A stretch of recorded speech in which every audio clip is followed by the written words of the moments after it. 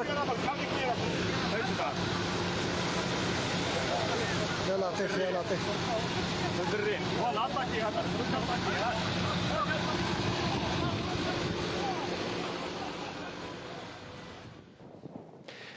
Bienvenue, chers téléspectateurs, à cette deuxième partie. Encore un été tragique pour les Algériens. On a vu, on a parlé de cette catastrophe à Alger, l'enfumage d'Alger, les incendies qui touchent la quasi-majorité des régions en Algérie. Encore une fois, des dégâts, surtout matériels, et le silence des autorités devant ces drames. Donc, pour continuer le débat, M. Fathi Agharassi et Hamid Louly sont toujours avec nous et on est très content, le grand plaisir, on est rejoint par M. Karim Tabou, militant politique à partir d'Alger. C'est Karim, marhaba bik, azzouf lek agma. Merci de l'invitation. Mes salutations à Sifti et à Hamid.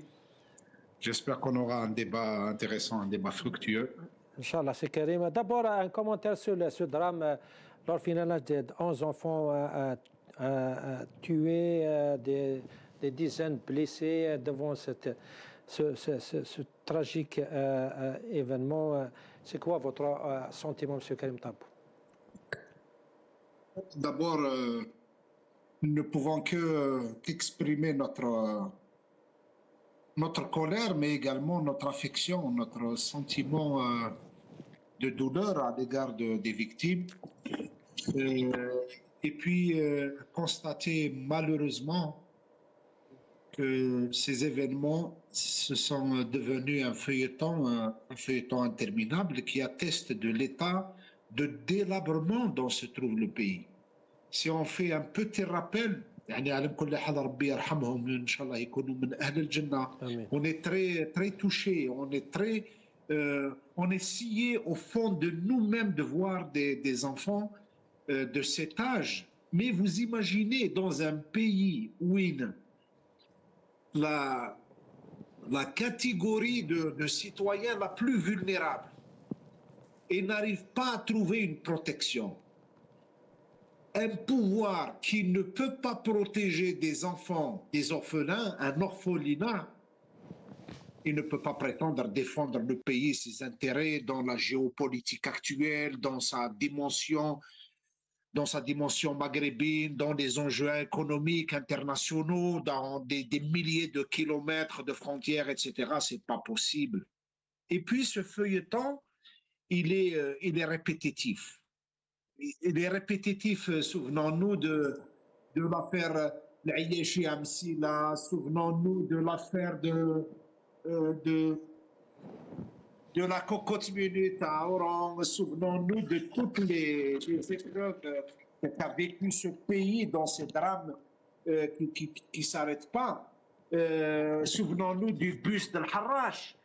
Et puis voilà, ça va se répéter tant que dans ce pays, il y a des gens qui sont désignés, ils ne se sentent pas responsables devant le peuple algérien, ils ne se considèrent pas tenus par l'obligation de rendre des comptes, ils ne démissionnent pas, ils ne s'excusent pas, ils considèrent que le peuple n'existe pas. Donc, lorsque vous voyez un tel événement, certes, il a fait une onde de choc au niveau de la population, mais la notion de l'État, de la responsabilité, de l'obligation de rendre des comptes n'existe pas. Dès lors que le pouvoir, il a les moyens de mobiliser une armée des imams pour nous dire il a une armée de mercenaires de la presse qui vont dire non, ça c'est vous en faites trop, c'est des manipulations qui viennent de l'extérieur. Et puis, puisqu'il a une armée de faux partis politiques, et il a une armée de tabbalines, d'applaudisseurs et d'applaudisseuses, et ils sont là, et puis ils nous demandent à nous de nous taire sous prétexte que l'Algérie mustahdafa. Donc, pratiquement le pouvoir trouve plus facile de cacher les pauvres que de parler de pauvreté. Il trouve plus facile d'accuser les forces extérieures et puis de nous accuser, nous, d'être des gens qui suscitent des colères, des polémiques, etc. Ils trouvent que c'est plus facile que de se regarder dans le miroir de l'histoire. Ce pouvoir-là est arrivé à terme. Ce pouvoir-là est à bout de souffle. Ce pouvoir-là est illégitime. Il ne représente pas le peuple algérien. Il le sait. À chaque épreuve, à chaque événement, malgré toutes ces tentatives et les sommes colossales qu'il est en train de dépenser pour donner une apparence de vie politique, une apparence d'une élection, une apparence d'une vie médiatique, et il n'arrive pas. C'est un pouvoir à bout de souffle. Donc, nous ne pouvons que regretter cette situation. Nous ne pouvons que nous incliner devant la mémoire de toutes ces victimes.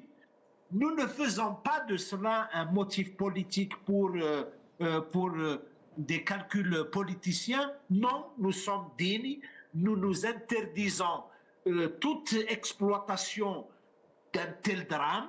Nous ne sommes pas des gens qui faisons de ces événements matière à manipuler politiquement, mais nous sommes également en droit de dire que dans un pays, dans n'importe quel pays, lorsqu'un directeur est nommé, lorsqu'un ministre est nommé, lorsqu'un responsable est nommé, il n'y a pas que ça. Il n'y a pas que ça, le scandale de ces enfants, mais le scandale des moutons, le scandale des coupures d'électricité à l'échelle nationale, le scandale de l'incapacité de ce pouvoir à gérer ce pays.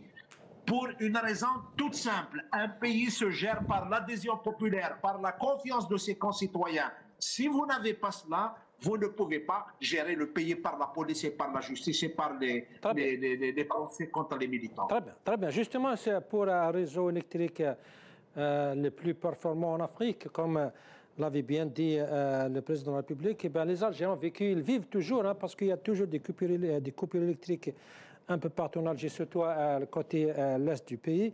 On va essayer, on va voir d'abord ces vidéos. J'en viens à vous pour essayer de comprendre la situation de ce côté de ces coupures électriques.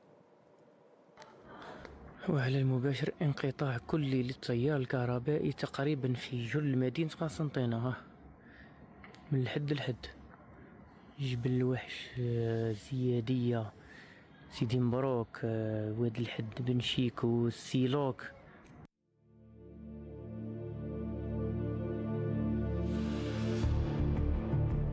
Dans un incident exceptionnel qui n'épargne même pas les pays les plus développés, une coupure d'électricité ayant touché 16 wilayas a suscité à la fois une vague de panique au sein de la population et un sentiment de fierté affiché par les autorités.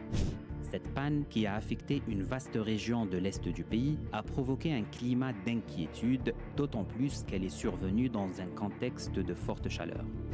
Selon les autorités, l'incident est dû à une défaillance technique survenue au niveau de l'installation électrique de Sidi Ourba. Les équipes techniques sont intervenues rapidement et ont rétabli l'alimentation électrique en un temps record.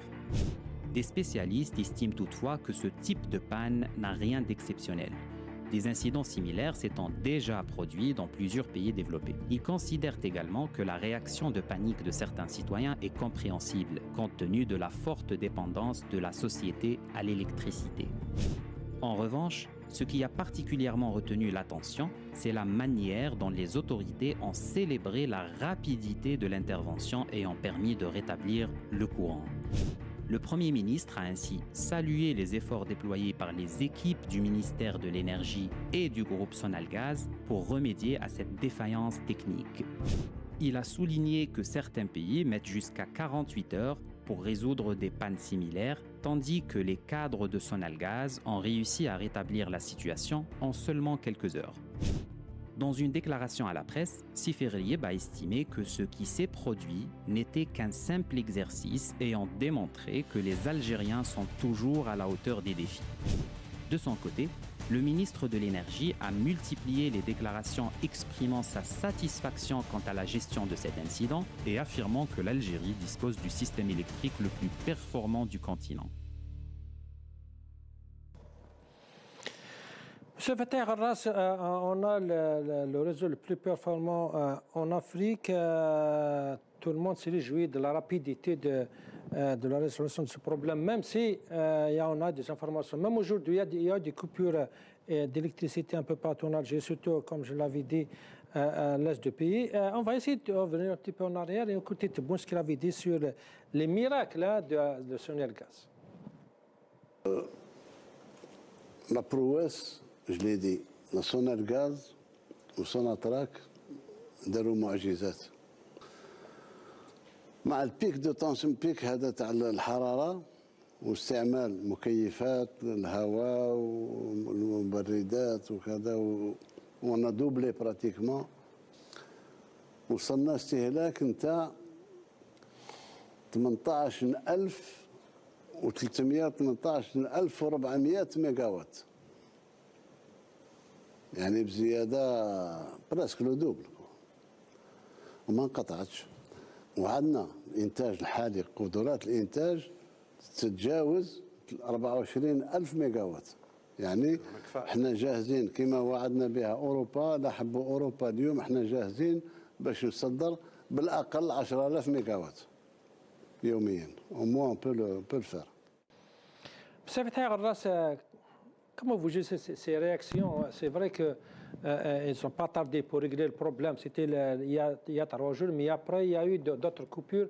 Au lieu d'essayer de comprendre les raisons, au lieu d'essayer de comprendre ce qu'il faut faire pour éviter d'autres coupures, on est très content parce qu'ils ont réussi à régler le premier problème, le premier jour du problème. Comment expliquer ces réactions, M. Fatah Gharras? نروحوا للفون دو بروبليم. l'Algérie c'est un pays où l'économie تاعو مبنيه على حاجه اسمها l'extraction. On produit rien. C'est l'extraction تاع البترول تاع الغاز تاع لي مينري نبيعوهم et on achète les projets. On ne réalise pas les projets, on les achète avec un taux d'intégration très minime. Parce que, et quand tu achètes les projets, derrière, c'est pas des projets qui vont donner un effet entraîneur. C'est-à-dire, puisqu'on est dans un système rentier essentiellement basé sur l'extraction, et l'Algérie, dans la division internationale de travail, lui a donné ce rôle. Et ce qui fait, on ne produit pas des compétences, on ne produit pas un savoir-faire, et on ne sait pas gérer les infrastructures. C'est pour ça que dans la décadence, c'est là. Tu des infrastructures, tu réalises des choses, alors la réalisation, elle se fait dans des normes, elle reste à discuter, parce qu'il y a la corruption, il y a la redistribution de la rente, la clientélisation qui passe par la corruption et passe par la surfacturation, ça veut dire produire des marges, des surplus, pour et ce qui fait, c'est pour ça qu'on réalise des projets, mais du jour au lendemain, ces projets doivent ils sont défaillants, on ne sait pas gérer les infrastructures. Et c'est pour ça qu'ils sont biffés. On réalise ces projets pas dans les normes, et en plus de ça, on ne sait pas les gérer. Et en plus, qui des réalisations où elle va devenir je ne dis pas un géant économique. Est-ce qu'ils veulent continuer dans où l'Algérie va toujours jouer le rôle d'un fournisseur d'énergie pour les pays industrialisés, ou là ils veulent industrialiser le pays? Ça veut dire la production d'énergie elle est limitée. Est-ce qu'elle sera orientée essentiellement pour alimenter l'industrie allemande, française, espagnole, je ne sais pas qui, et où là en réalité on doit faire une transition pour aller vers un pays qui produit. Ça veut dire que l'énergie تاعو elle est essentiellement رايحه la production nationale. انا ما نقدرش نفهم كيفاش l'Algérie elle va devenir un grand exportateur de l'énergie verte, un grand exportateur de l'énergie du gaz, un grand exportateur pour assurer la sécurité énergétique de l'Europe, et en même temps un grand pays industriel. Et ce qui fait ils sont soumis l'imla الخارج. Ce qu'ils demandent que les pays industrialisés, de l'impérialisme, ils demandent une source sûre d'énergie. Et pour être une source sûre d'énergie, ça veut dire tu fournis de l'énergie ou tu as الطرقان. يعني يكون عندك جيش مسلح مليح باش يعسى الطرقان dans une région instable كيما لا ريجون تاع انا في الافريك ماناش جايين في الاوروب حنايا. Et ce qui fait ما يكذبوش علينا. On va rester le sous-développement, c'est le produit de leur politique. C'est vrai. مانيش نقول لك on réalise pas des projets d'infrastructure. صح مي كومون لي رياليز يبان نجيبو كلش من برا اي سي بور سا كي نجيبو كلش من برا مع اللي يقدام كلش نوليو نرقعو دوك تشوف المترو هذوك لي ماشين ما نعرفوش يطيحوا اون بان ما نعرفوش نخدموهم.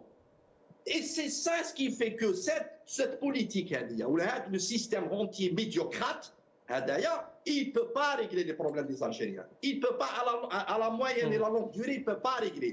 Ce qu'il est en train de réaliser, il va devenir un problème. Il va devenir un problème.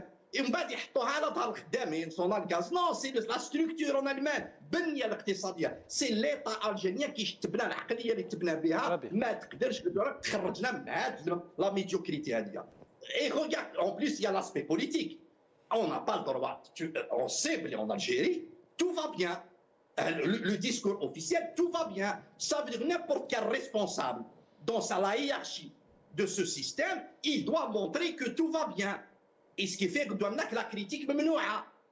La critique ممنوعة, ça veut dire quand la critique تكون ممنوعة, et ce qui fait que les défaillances نغطيوهم ما يلزمش يبانوا. Et ça se voit. كما قال لك دار تاع اليتامى بالباروطاج. يعني سيرفيي بوني maintenant c'est partout. ماشي برك هناك في الحباس ولا داخل l'espace public. Même عند اليتامى des orphelins تاع بالباروطاج. Et en plus les issues de secours ما كانش. Et toute l'Algérie est construite autour de cette médiocratie, ce clientélisme, et en même temps apporté par un système rentier, un système qui est tourné essentiellement. On ne peut pas se développer avec ces gens-là, parce qu'en réalité, on a une kleptocratie qui حاكمة البلاد عايشة بهذا الشيء, عايشة بلا honte, et le rythme, même le rythme d'évolution, ils le calquent selon leurs intérêts, même s'ils veulent aller vers une transition économique, ils vont le faire selon le rythme qui préserve leur hégémonie et leur domination. Très bien, Fatih. Je reviens à vous. Donc, vous venez de dire comme quoi les critiques en Algérie ممنوعة. Pourtant, M. Tebboune, à partir de l'Allemagne, il avait dit autre chose autrement. On l'écoute.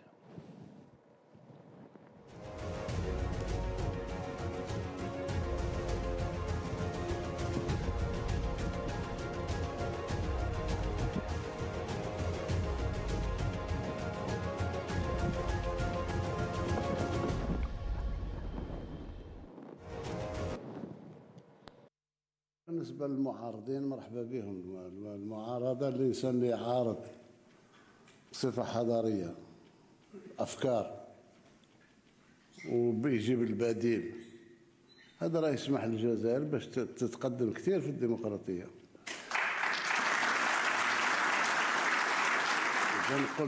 قلتها في التلفزيون في المداخلات تاعي ونزيد نكررها أمامكم.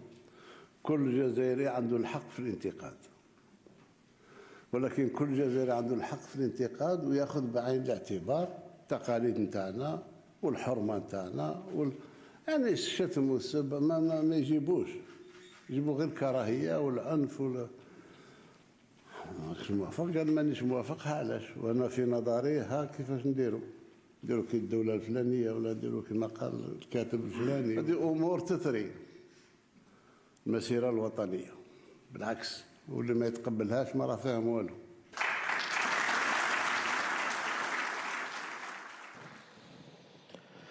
Monsieur Lelou, il ne peut pas être plus clair que ça.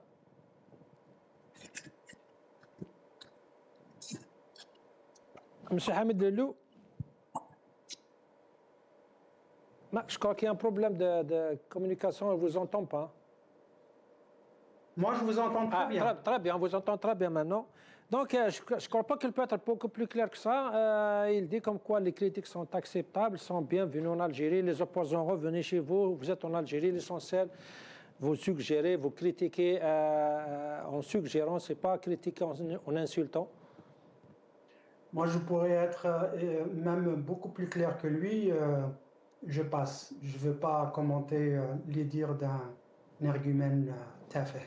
Mais est-ce que ça peut encourager quelques Algériens de rentrer chez eux? Il ne m'intéresse pas. Il ne m'intéresse pas. Je préfère parler des problèmes des Algériens, Sonalgaz, l'orphelinat et tout ça. Il ne m'intéresse pas. Justement, l'électricité, les coupures d'électricité et la catastrophe de l'orphelinat, ça fait partie peut-être. quelques-uns vont dire comme quoi, voilà, c'est le résultat de l'irresponsabilité de quelques responsables, la mauvaise gestion, mais d'autres disent comme quoi, comme l'avait dit M. Hamid Hachour, peut-être, et quelqu'un vont dire Qaddallah ma shafa'al al-maktoub. Et ça arrive dans tout le monde. Je rejoins le constat de M. Fethi Gharras qui dit c'est vrai, il y a des choses qui se réalisent, et ça confirme ce que je disais par rapport aux institutions qui sont prises en otage. Quand on dit que les institutions, toutes les institutions civiles et sécuritaires sont prises en otage, c'est pour ça que leur rendement ne dépasse pas 10 à 15% de leur potentiel. Donc il y a des choses qui tournent. Merci à certaines personnes compétentes qui, en dépit de tout, font pour que les choses marchent plus ou moins. Mais franchement, moi j'ai envie de commenter sur Sonalgaz et de dire que c'est dû à la vétusté du matériel, on manque de mise à niveau. Donc, est-ce qu'on peut s'attendre à que les choses vont s'empirer dans l'avenir proche? Eh bien, justement, ça, vous voyez, ça c'est la question clé qui devrait intéresser le peuple algérien. Est-ce que ça va être le début d'une catastrophe chronologique où on aura plus de coupures d'électricité? Est-ce que ça veut dire que les factures électriques vont doubler, tripler? Comme on sait que les centrales électriques sont générées par le gaz, est-ce que ça veut dire que le gaz, il va aussi, l'Algérien aura moins accès au gaz? Ce sont ces questions-là qui intéressent. L'autre débile, je n'ai pas envie de commenter ces conneries. Les institutions sont prises en otage et c'est ça le problème. Il faut que nos institutions se libèrent. Et je rejoins mes amis, proposer quoi? Proposer à des gens qui écoutent, proposer à des gens qui sont réellement prêts à travailler avec vous. Le problème, c'est qu'ils s'accaparent tout le pouvoir, ils décident de ce qui est bon, ce qui n'est pas bon, et c'est ça le problème. Les institutions sont prises en otage. Il faut que nos institutions bougent. Il faut qu'il y ait cette énergie. Moi, j'ai toujours dit qu'il faut qu'il y ait cette énergie, synergie entre les éléments compétents, sincères dans nos institutions et le peuple algérien à travers, bien sûr, l'élite politique telle que M. Fethi Gharras, M. Karim Tabou, M.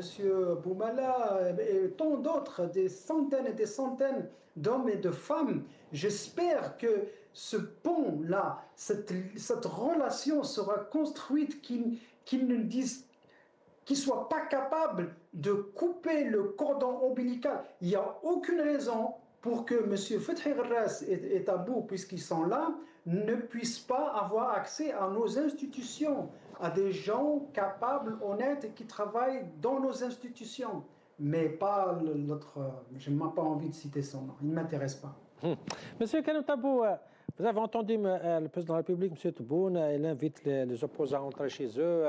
Vous avez d'abord critiqué la gestion du pays. L'essentiel, ça doit être une critique basée sur des vérités, qu'il y a une alternative. Vous êtes en Algérie, M. Karim Tabou, on sait tous les démêlés que vous avez avec la justice. Comment vous, quand vous écoutez M. Tebboune dire ces pareilles déclarations, comment vous vous sentez? Enfin, avec ta permission, j'aimerais juste rajouter quelque chose sur la question qui vient d'être discutée et débattue par les invités, nos amis, sur les coupures d'électricité. Moi, je vis à Alger. Je vous dis, au-delà de l'analyse macroéconomique et même macropolitique des enjeux internationaux et puis de la nature du système, etc., la société Sonelgaz en Algérie est une société archaïque. Dans ses procédés, dans son fonctionnement, dans ses outils, dans son système de gestion, comme d'ailleurs toutes les entreprises du pays, il fonctionne dans l'archaïsme absolu. Vous imaginez si on vient demain pour X raisons, d'ouvrir ce secteur, comme d'ailleurs le secteur de transport, comme d'ailleurs beaucoup de secteurs. On ouvre ces secteurs à la concurrence, d'abord nationale et à la concurrence internationale. Vous imaginez, nous allons apparaître comme étant un pays qui n'est basé sur aucune base fiable, sur aucune donnée fiable, sur aucune plateforme qui va tenir devant les effets d'une concurrence quelconque ou d'une modernisation quelconque. Vous imaginez le nombre de coupures d'électricité qui se passent dans l'année déjà. On n'en parle pas parce qu'on ne considère pas que le citoyen, dans tous les pays du monde, notamment les pays développés, lorsque vous avez, et Salim, vous vivez à l'étranger, vous pouvez même le témoigner, s'il y a une coupure en France, en Espagne, en Allemagne, en Angleterre, la moindre des choses, c'est que le lendemain ou quelques minutes après, vous allez recevoir un email, vous allez recevoir un message, on va s'excuser, on va vous demander. Et puis il y a tout un système qui accompagne ça, le système des assurances, la consommation, il est bien régulé, il est bien codifié, etc. Mais nous, tout ça n'existe pas. Vous imaginez, en ce moment même, il y a des gens qui souffrent parce qu'ils sont malades dans beaucoup de régions, et je parle de toutes les régions du pays, et particulièrement les zones de montagne, il n'y a pas d'électricité en ce moment même. On n'en parle pas.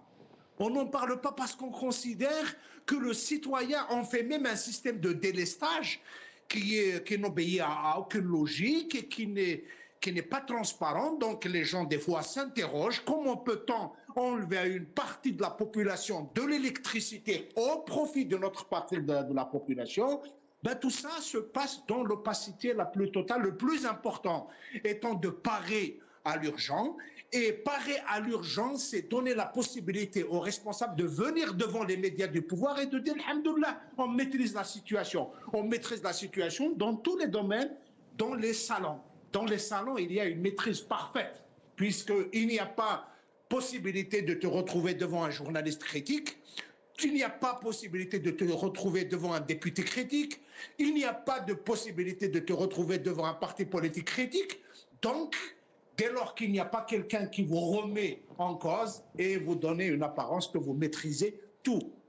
Et c'est d'ailleurs ce qui donne le droit au chef de l'État de devenir un donneur de leçons en politique. Vous imaginez le vécu de ce pays, notamment sur le plan politique. Et Hamid, je le salue particulièrement sur ce détail. Et je me permets d'émettre cette critique envers Qanat al-Magharibiya et Nord-Africa, c'est le fait de nous demander à chaque fois de répondre aux déclarations de Tebboune et de les rediffuser comme si nous sommes devenus des gens qui donnent du sens à quelque chose qui n'a pas de sens. Et ça nous pose des problèmes. Personnellement, lorsque je suis sollicité à chaque fois pour commenter les déclarations de Abdelmajid Tebboune et de Ben Guérina, je cherche dans ma tête quel mot à pouvoir dire pour rester dans la politique. Eh ben, je me retrouve à chaque fois en marge de la politique, sur la ligne de touche. Parce que on ne peut pas imaginer de la politique avec des gens qui sont le contraire de la politique. Donc, ce qu'il dit, il est contrarié par les faits quand même. Vous imaginez... Justement, M. Karim Tabou, peut-être à mon avis, hein, je crois que vos paroles, vos déclarations sont tellement importantes, vous, M. Ras, le lot, qu'il faut répondre aux déclarations de M. Tebboune qui les déclare publiquement devant l'opinion internationale. Et c'est important d'avoir l'avis de ceux qui en souffrent, si je peux dire. C'est pour ça, peut-être, votre opinion, elle a une valeur spécialement importante avec ces déclarations de M. Tebboune. Dans le débat, c'est important. Et je fais vite. Vous imaginez quand même le vécu, le réel, qui contredit complètement les déclarations du chef de l'État. D'abord, on vient de sortir d'une épreuve électorale qui a bien montré que le système dans sa globalité, avec ses hommes, avec ses élections, est rejeté par le peuple algérien. Et plus encore, nous sommes dans un système politique qui a orchestré, organisé, légiféré, mis en place toutes les balises pour que ça soit le système qui choisit le président de la République. C'est le système qui choisit le député. C'est le système qui choisit les journalistes qui viennent poser les questions au chef de l'État. Et c'est le système qui donne les autorisations aux chaînes de télévision et aux stations de radio. Vous imaginez, c'est le pouvoir dont parle Tebboune. Il a prononcé la dissolution de la Ligue algérienne de défense des droits de l'homme. Il a prononcé la dissolution d'une association, le Rassemblement Action Jeunesse. Il a mis des mises en demeure, il a mis sous pression, il a été jusqu'à sceller le siège d'un parti politique, le MDS. Il est allé jusqu'à soumettre à contrôle la foire électorale, la foire internationale du livre pour ne pas laisser l'espace de débat critique. Et vous imaginez, depuis Alger, devant les journalistes algériens, il nie l'existence même de détenus d'opinion. Et à Berlin, il se proclame donneur de leçons pour nous dire oui, la démocratie, mais il faut pas insulter. Mais le premier qui a insulté, mais c'est lui. Mais lorsque, devant les journalistes, il avait traité un journaliste dont le dossier était en instruction, il le traitait de Khabarji. Lorsqu'il a tenu des propos qu'on ne pouvait pas entendre en famille, lui, il est la parole publique, lui, il est la parole officielle à propos de son salle.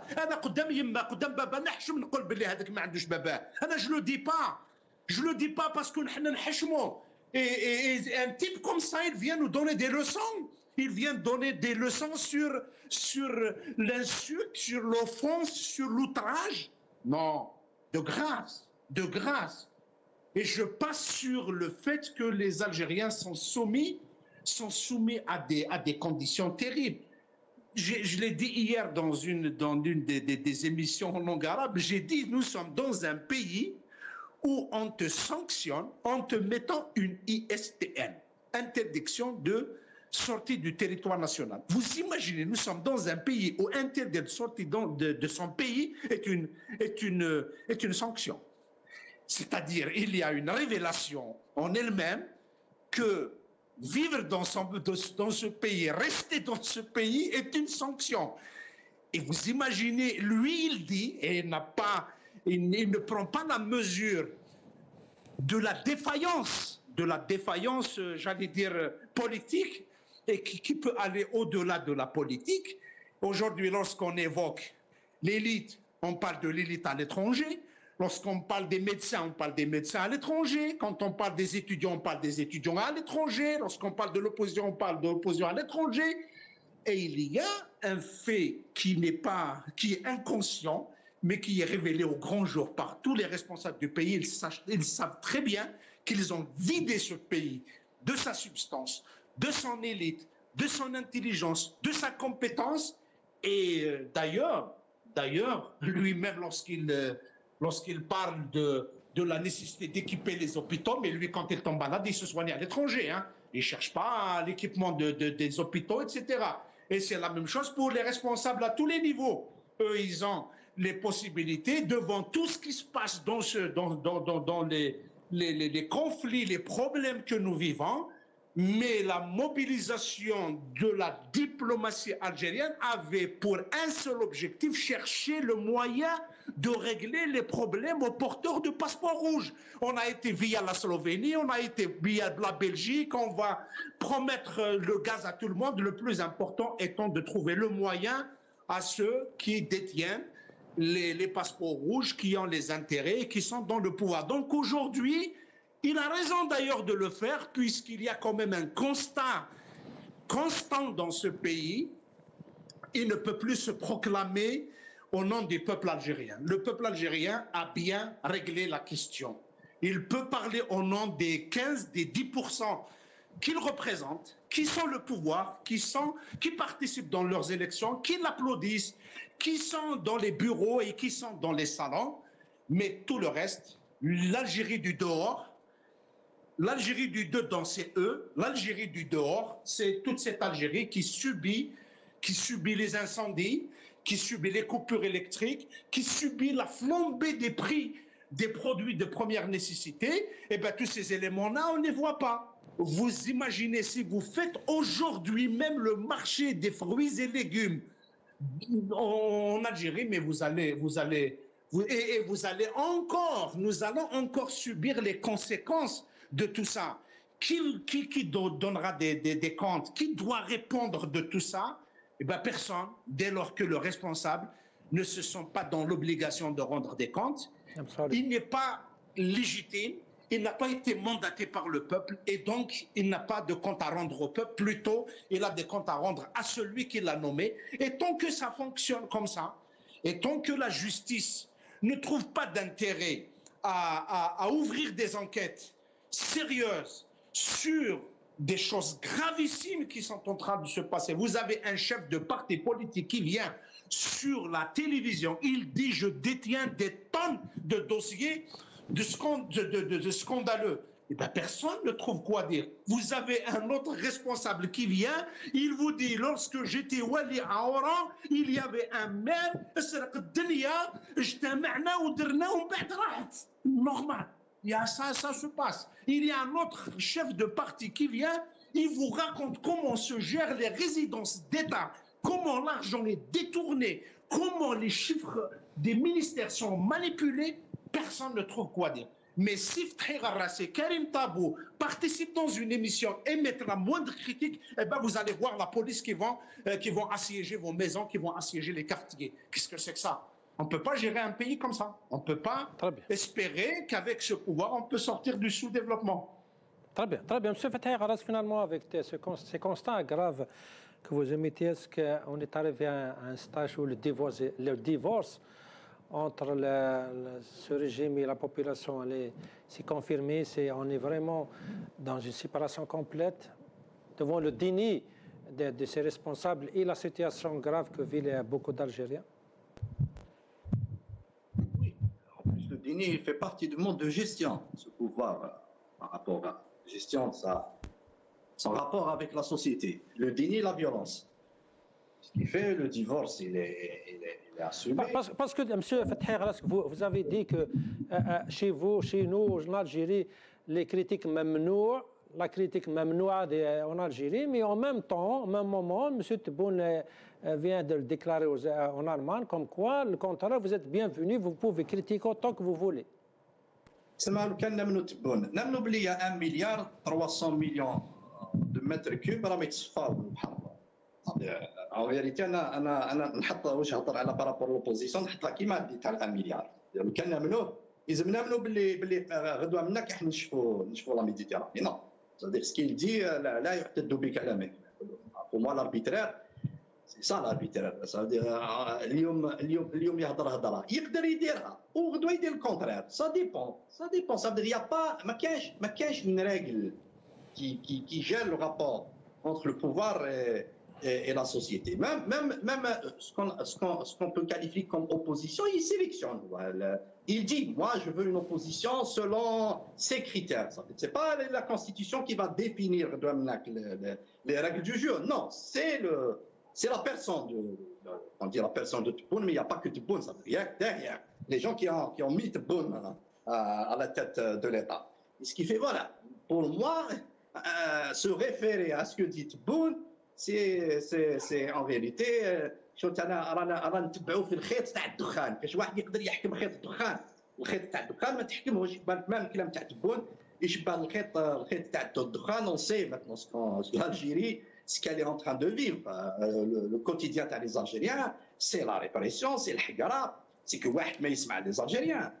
تهضر ما يسمعكش وكي تكون كلمتك مسموعه تدخل الحبس. يعني هذه هي سا ديبون يقيس على حساب لي ديسيبال. نهار اللي تكون الهضره تاعك ماهيش مسموعه ما تدخلش الحبس، ما يسمعكش، ما على بالوش ما يتينيو. مي بيسكون اي دون ان موند موندياليزي ظهر فيه حاجه واسمها لي ريزو سوسيو سكي في ماتنون ميم لا بارول دان نابورت كيل سيتويان اللي اوديبل. Et bien tout le monde maintenant est soumis à cette règle de répression. Et ce qui fait, voilà, pour moi, l'opposition, même si le Douamnek, admettons qu'il veut aller vers une certaine ouverture, on va donner nos سلم جدلا بلي واحد يروح حب يفتحها شويه. Il veut revenir vers la case de départ, ça veut dire vers le bouteflיקisme. ça veut dire une pluralité, je dirais, stérile, où il n'y a pas de l'alternance, ça veut dire une opposition, tout le temps opposition, et encadrée par la rente, parce que c'est ça, par TIPA, par le clientélisme, on sélectionne selon l'utilité TAC par rapport au système. Alors pour moi, dans les deux cas, on ne va pas s'en sortir. Dans le cas de l'opposition, dans le cadre ancien, on ne va pas s'en sortir, on va reproduire le système tel qu'il est. Et dans le cas actuel, on va reproduire le système dans des conditions, je dirais, plus graves et plus pires. Très bien, monsieur Hamid Leloul, on ne va pas s'en sortir dans tous les cas. Donc c'est ça, qu'est-ce qui nous attend? Est-ce qu'on peut finir l'émission avec une note d'optimisme ou ce n'est pas possible? Moi, vous savez, quand je vois la situation, par exemple, ce sujet de quelques personnes qui sont autorisées à critiquer et d'autres pas, on a vu ça dans les années 2015, 16, même avant, et on a vu qu'est-ce qui s'est passé en 2019. Je pense, je ne vais pas appeler ça une liberté d'expression, mais je pense qu'au sein de ce système de police politique, pour moi, il y a des cercles d'influence. Ils se battent entre eux. Donc, ils se critiquent entre eux et des fois, la critique au sein de ce système, elle devient publique. Et à savoir, est-ce que c'est prémédité ou c'est des accidents? Je vous donne un exemple. Vous avez cité l'exemple de cet économiste qui a critiqué, même pas critiqué, qui a fait un constat sur le Khanj Belat. Eh bien, quelqu'un comme lui qui est du système, qui ne s'est jamais opposé ni à ce gouvernement, ni au gouvernement d'avant, c'est quelqu'un probablement à qui on a dit « Oui, vous êtes autorisé, dites ça ».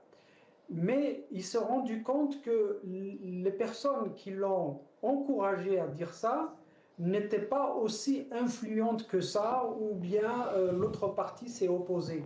Donc, je vois cette pseudo-liberté d'expression au sein du système parce qu'ils se chamaillent, parce qu'ils se battent entre eux et des fois cette compétition elle devient publique et c'est comme ça qu'on apprend qu'il y a un responsable qui critique ou un journaliste de l'intérieur qui critique et selon si cette personne a des appuis de ce cercle qui est puissant, il reste avec humilité. Si le cercle qui le protège devient faible, eh bien, il paye. Et les gens qu'on voit, par exemple, dans les prisons, c'est la même chose. À un moment donné, leurs supporters ont perdu de leur aura, ont perdu de leur pouvoir, eh bien, ils se retrouvent à payer les pots cassés. Et à mon avis, il y a des choses qui vont se passer parce que le statu quo tel qu'on le vit, il est intenable, il est insoutenable et fatalement, quelque chose se passera. Très bien. Monsieur Karim Tabou, je vous laisse le dernier mot, 2-3 minutes, bien sûr avec une note d'optimisme par rapport à la population qui on a vu, elle a participé autant qu'elle peut avec un boycott massif, donc elle a donné son mot. Mais en général, M. Karim Tabou, est-ce que vous êtes optimiste? Est-ce qu'on peut finir notre émission sur une note d'optimisme malgré ces constats graves et terribles? Bien sûr que chaque chose qui se passe, elle donne de l'optimisme parce que d'abord, il y a deux dynamiques qui sont contradictoires. Il y a d'abord la dynamique qui est en train de conduire le pouvoir vers la fin, vers l'essoufflement. Vous voyez très bien, le pays donne l'image d'un pays dans une situation de non-gestion, de non-gouvernance.